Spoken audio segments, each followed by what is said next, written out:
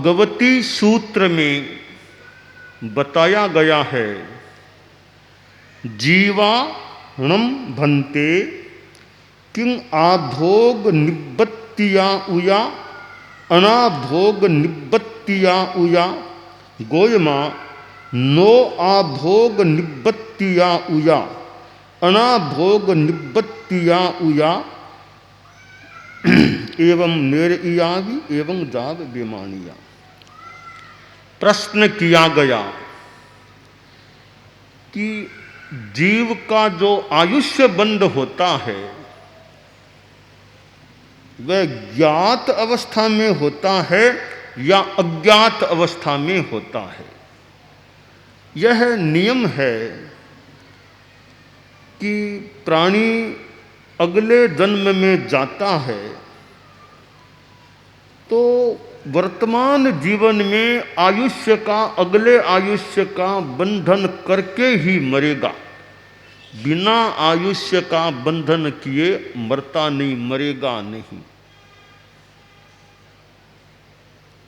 जैसे आपको by train by plane यात्रा करनी है तो पहले टिकट बनानी पड़ेगी ना, बाद में यात्रा होगी। तो क्या टिकट बनाए बिना यात्रा हो जाएगी? होगी तो वो गैर कानूनी या मानो गलत वो। तो इसी प्रकार जीव को आगे की यात्रा करनी है तो एक तरह की टिकट मान लें कि कहाँ जाना वो निर्णय भीतर में होना होगा। उसके बाद मर कर के आत्मा आगे जाती है। और ये आयुष्य का जो बंध होता है, यहाँ इस सूत्र में प्रश्न किया गया है कि जो अगले जन्म का आयुष्य निर्धारण बंधन होता है वो प्राणी की ज्ञात अवस्था में होता है या अज्ञात अवस्था में होता है। यानी उसके जानते हुए आयुष्य का बंध होता है या उसके अनजान में, अनजान अवस्था में आयुष्य का बंध होता है। इसका क्या नियम है? सूत्रकार ने नियम बताया है कि अगले जन्म का आयुष्य बंध ज्ञात अवस्था में नहीं होता, वह अज्ञात अवस्था में होता है। जैसे हम मनुष्य हैं तो हमें यह सामान्यतया पता नहीं चलता कि मेरा कब आयुष्य का बंध हो रहा है या मेरा हो गया है या कल होगा परसों होगा। ऐसे हमें सामान्यतया पता नहीं चलता है। हम ही नहीं, चाहे देवता हो, नैरयिक हो, प्राणी कोई भी हो, आयुष्य का बंध उनकी जानकारी में नहीं होता है, अज्ञात अवस्था में होता है। तो यह नियम तो आया है, जैसे आदमी हैं तो जीवन के 3 भागों में 2 भाग संपन्न होने से पहले तो आयुष्य का बंध नहीं होगा। जैसे किसी का 99 वर्ष का आयुष्य पूरा होने वाला है तो 3 भाग करें 33 33 33, तो 66 वर्ष पूरे हुए होने से पहले अगली गति का आयुष्य बंध नहीं होता। अगर 99 वर्ष का आयुष्य होने वाला है तो 66 से पहले नहीं होगा। 2 भाग आमतौर से बीतने के बाद या बीतने पर होता है जो भी। तो यह आयुष्य का नियम है। परंतु आयुष्य का बंध ज्ञात अवस्था में न भी हो, अज्ञात अवस्था में हो और कब हो, पर यह नियम है कि आयुष्य का बंध हुए बिना आदमी प्राणी मरता नहीं, पहले आयुष्य का बंध होना होता है। तो अब कब आयुष्य का बंध हो जाएगा? खाना खाते समय होगा कि पढ़ते समय होगा कि चलते समय होगा, कब होगा क्या पता। कब आयुष्य का बंध हो जाए, होगा तब हो जाएगा, हो गया तो हो गया। इसकी चिंता तो क्या करना है, बस जागरूकता रहनी चाहिए भी जीवन अच्छा रहे। जीवन बढ़िया है, बढ़िया परिणामों में आयुष्य का बंद होगा तो अच्छा आयुष्य का बंद होगा, ये आशा रखें। और कर्म तो भोगने पड़ते हैं, कर्म अच्छे बुरे जो भी किए हैं उनका फल भोगना होता है। और जीवन का भरोसा आमतौर से है नहीं। परम पूज्य कालू गणी, छापर के लाल, छापर के अवदान कालू गणी, और मैंने सुना कि कालू गणी का शरीर इतना अच्छा था, संभवतः गुरुदेव तुलसी से सुना होगा कि कालू गणी का शरीर इतना मजबूत, साउंड बॉडी या रिष्ट पुष्ट अच्छा था कि 10 साल भी कुछ नहीं बिगड़ता उसका, ऐसा मजबूत। मुझे याद आ रहा है गुरुदेव तुलसी ने फरमाया था, अगर मैं भूल न करूं, कि कालू गणी का शरीर इतना मजबूत, इतना अच्छा था कि 10 साल भी कुछ नहीं बिगड़ता उसका। पर वो एक स्थिति आ गई, अंगुली वाली वो समस्या हो गई और देहावसान, महाप्रयाण भी हो गया।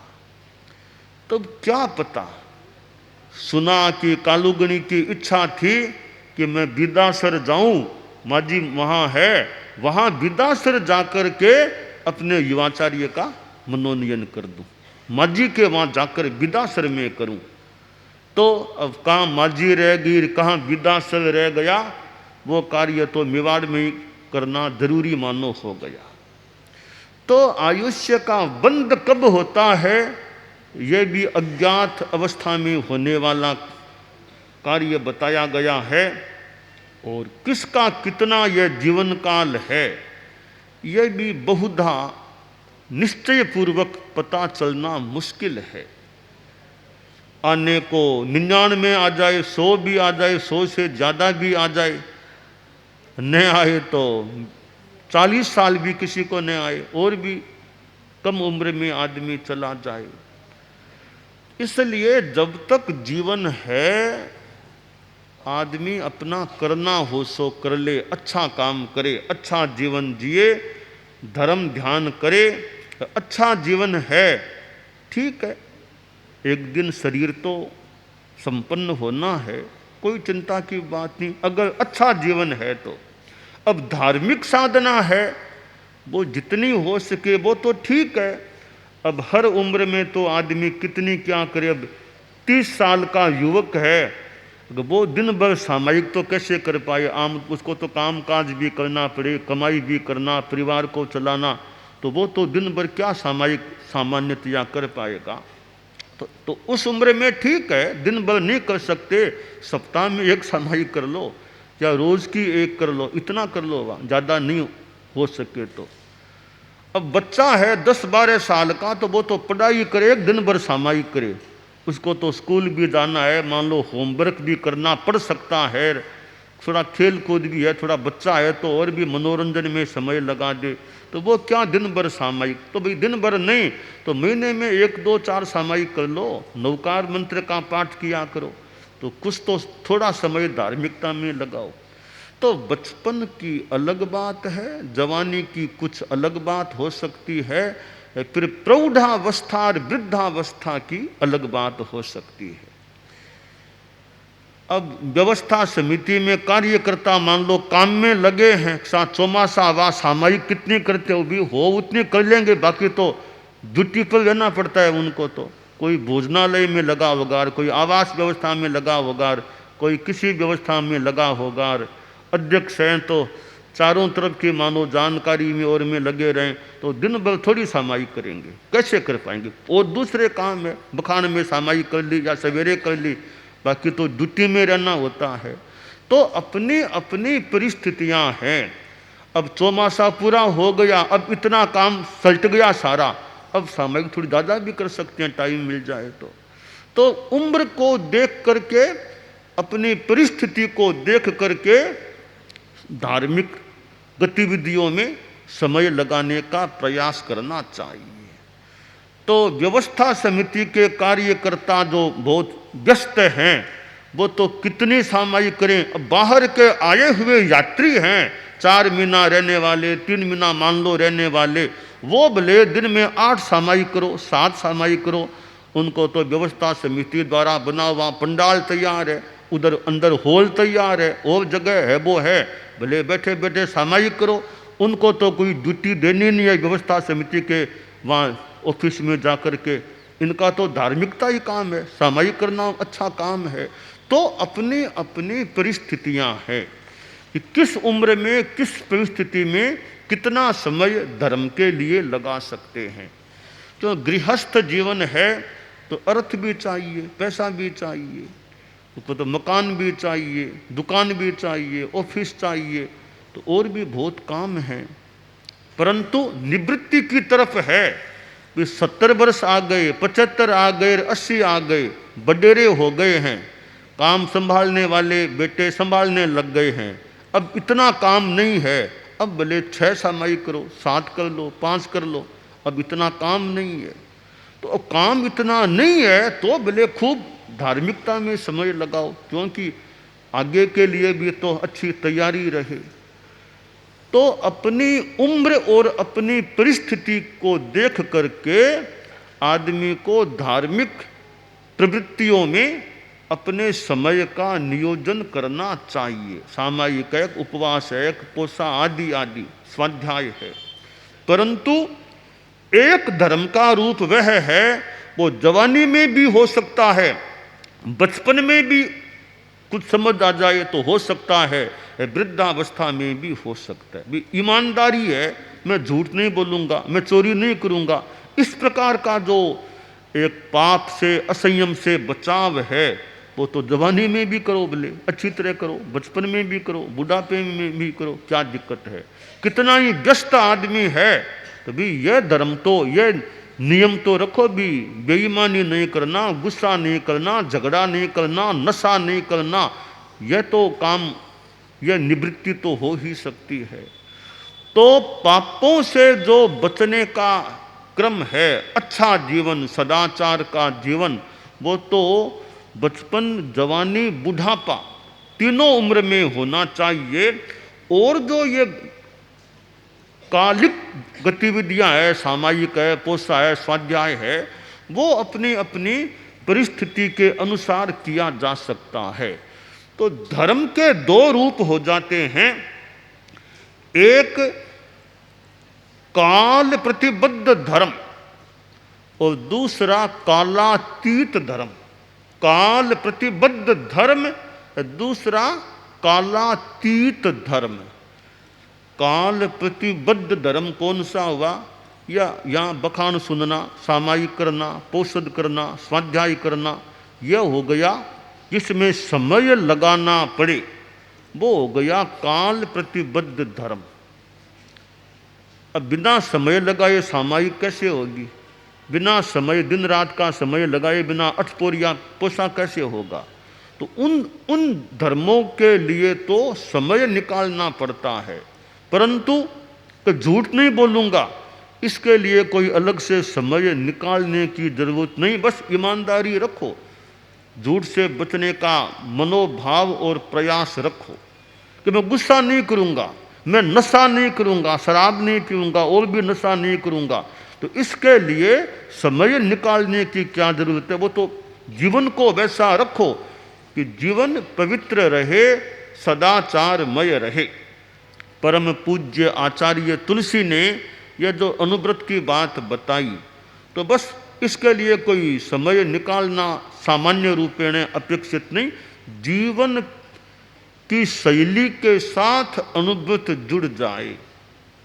परम पूज्य आचार्य महाप्रज्ञ जी प्रेक्षा ध्यान कराते थे, तो ठीक है, यो प्रेक्षा ध्यान के लिए कुछ समय निकालने की भी बात है, आधा घंटा घंटा निकालो और ध्यान का प्रयोग करो। प्रेक्षा ध्यान का ही एक दूसरा रूप है कि बिना समय निकाले ही कर लो। कैसे?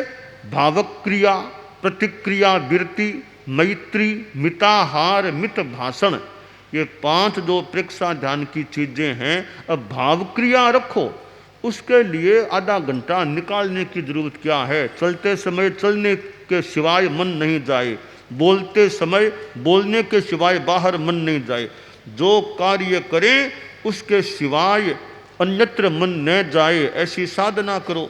तो बिना अलग से समय निकाले हो जाए। प्रतिक्रिया मत करो, बस इसके लिए अलग से टाइम निकालने की जरूरत नहीं। प्रतिक्रिया फालतू मत करो, बस शांति रखो। और कई बार पूरी बात की हमें जानकारी नहीं होती है और आदमी फट प्रतिक्रिया करता है। तो प्रतिक्रिया करो तो पहले सोचो बात क्या है, बात की जानकारी पूरी कर लो, बाद में प्रतिक्रिया करना फिर भी न्याय संगत हो सकता है। बात की जानकारी अच्छी तरह है नहीं, थोड़ी सी बात सुनी, टांग पूंछ का पूरा पता नहीं है, ऐसे ही प्रतिक्रिया कर दी, तो कई बार वो ठीक प्रतिक्रिया नहीं भी हो सकती। तो फालतू प्रतिक्रिया करो मत, जान लो, देख लो, फालतू रिएक्शन तत्काल नहीं करना चाहिए। तो मैत्री है तो सबके साथ मैत्री रखो, उसके लिए कोई अलग से आधा घंटा घंटा न भी निकालो, मन में सबके प्रति अच्छा भाव रहे।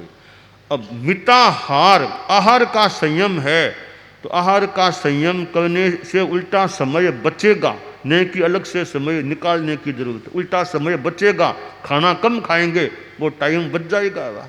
मित भाषण कम बोलो, उल्टा समय बचेगा, न कि समय लगेगा। ज़्यादा बोलेंगे तो समय लगेगा। वाणी का संयम है, कम बोलेंगे तो बोलने में जो ज़्यादा समय लगता वो हमारा बच जाएगा। तो ये प्रेक्षा ध्यान की 5 चीज़ें हैं: भावक क्रिया, प्रतिक्रिया विरति, मैत्री, मिताहार, मित भाषण। ये ऐसा साधना का रूप है, इनके लिए समय निकालने की ऐसे ज़रूरत नहीं, बस क्रिया के साथ, जीवन व्यवहार के साथ ये 5 चीज़ें जुड़ सकती हैं। तो भगवती सूत्र में जो बताया गया है यहाँ पर कि आयुष्य का बंध होता है, वह ज्ञात अवस्था में नहीं होता, अज्ञात अवस्था में होता है। अब यह हमें पता नहीं आमतौर से चलता कि मेरा आज आयुष्य का बंद होगा, कल होगा, सवेरे होगा, शाम को होगा, रात को, क्या पता कब हो जाएगा। तो किसी पल में, किसी क्षण में आयुष्य का बंद कब हो जाएगा, यह सामान्यतया हमें प्राणियों को पता नहीं चलता, वो अज्ञात रूप में होता है। और जीवन की समाप्ति कब होगी, अब थोड़ी बहुत जानकारी मान लो कोई ज्ञानी बता दे तो हो जाए, थोड़ी बहुत कोई हो जाए तो हो जाए, पर प्राय पक्का पता, प्राय कह दें, कोई बहुत ज्ञानी बता दे तो अलग बात है। आयुष्य कब किसका पूरा होगा पक्का पता चलना मुश्किल है। अब ठीक है, ज्योतिष कुंडली आदि आदि चीज़ों से थोड़ी बहुत कोई बात आ जाए तो आ जाए, फिर भी हमेशा कोई पक्का भरोसा होना मुश्किल है। तो आयुष्य का बंध कब होता है यह भी अज्ञात सी चीज है, और जीवन की समाप्ति कब यह भी अज्ञात सी है। और एक दृष्टि से देखें तो जीवन की समाप्ति कब होगी यह पहले पता न चलना बढ़िया है, पता न चलना बढ़िया है। पहले पता चल जाता है तो आदमी पहले ही मानो मरना शुरू हो जाता है। आयुष्य तो आएगा 1 साल बाद, पता चल गया कि 1 साल बाद मृत्यु है, तो वो साल ही आदमी मानो मरने लग जाता है, स्थिति बड़ी खराब हो जाती है। तो सृष्टि का नियम बढ़िया है, प्राय पहले पता नहीं पड़ता कि कब जीवन पूरा होगा, आदमी ताकि निश्चित शांति से जी सके। और ऐसे डॉक्टर भी कई बार बता देते हैं, अभी कैंसर है, 4थी स्टेज है, वो है, अब ज़्यादा दिखने वाली नहीं है। ऐसे कुछ जानकारी डॉक्टरों के हिसाब से भी प्राप्त हो सकती है। खैर, आदमी को बढ़िया बात यह है कि मौत का भी डर न रहे, न बीमारी का डर हो। बीमारी भी आ गई तो इलाज तो मान लो कराया जा सकता है, कराना चाहें तो, अगर मन में डर न हो वो अच्छी बात है। ठीक, आ गई तो आ गई बीमारी, कोई कर्मों का योग है, मन में शांति रहनी चाहिए। तन में अशांति हो सकती है पर मन में शांति रहनी चाहिए, यह खास बात है। परम पूज्य कालूगणी थे, उनके तन में तो तकलीफ मानो बीमारी जो भी हो गई थी, पर लगता है मनोबल उनका अच्छा रहा होगा, कि कैसे तो गंगापुर पधार गए, गंगापुर ले लिया कि चतुर्मास गंगापुर का तो गंगापुर चले, पहुंच गए। अरे वो जमाना कैसे पैरों से चलते चलते कहाँ मालवा से चले वेर कैसे गंगापुर पहुँचे हैं। बीच में भीलवाड़ा था तो भी चौमासा गंगापुर। तो कालूगणी का मनोबल कभी नियम के अनुकूल नहीं है तो दवाई वो उपचार नहीं कराना है। तो कालूगणी का लगता है मनोभाव अच्छा अंतिम दिनों में रहा है। तो हमारा मनोबल मानसिक शांति का क्रम अच्छा रहे, जीवन में जितना हो सके धर्म अध्यात्म की आराधना करते रहें। तो भगवती सूत्र का कथन है कि आयुष्य का बंध अज्ञात अवस्था में होता है, ज्ञात अवस्था में नहीं होता।